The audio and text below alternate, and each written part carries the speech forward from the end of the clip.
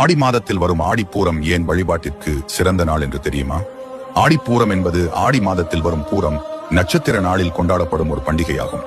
இந்த ஆடிப்பூரம் தினத்தில்தான் பூமாதேவியின் அவதாரமான ஆண்டாள் பெரியாழ்வாருக்கு மகளாக துளசி செடியின் அருகில் இருந்து தோன்றியதாக புராணங்கள் கூறுகிறது.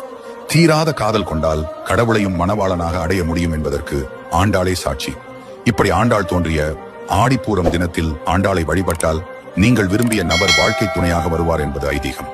இந்த நாளில் ஆண்டாளுக்கு பிடித்தமான தாமரை மலர் மற்றும் கற்கண்டு சாதம் போன்றவற்றை வைத்து ஆண்டாளை வழிபடுவது மற்றும் ஆண்டாள் பாசுரங்களை பாடுவதும் மிகச் சிறந்த புண்ணிய பலன்களை தரும்.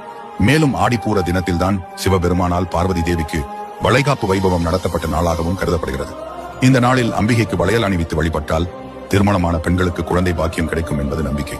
மேலும் அம்பிகைக்கு அணிவிக்கப்பட்ட வளையல் பிரசாதமாக பெற்றுக்கொண்டால் திருமண பாக்கியம் மற்றும் சகல சௌபாக்கியங்களும் கிடைக்கும் என்பது ஐதீகம். இந்த வருடம் ஆடிப்பூரம் ஜூலை 28ஆம் தேதி திங்கட்கிழமை அன்று வருகிறது. அனைவரும் ஆண்டாளையும் அம்பிகையும் வழிபட்டு அருள் பெற வேண்டும்.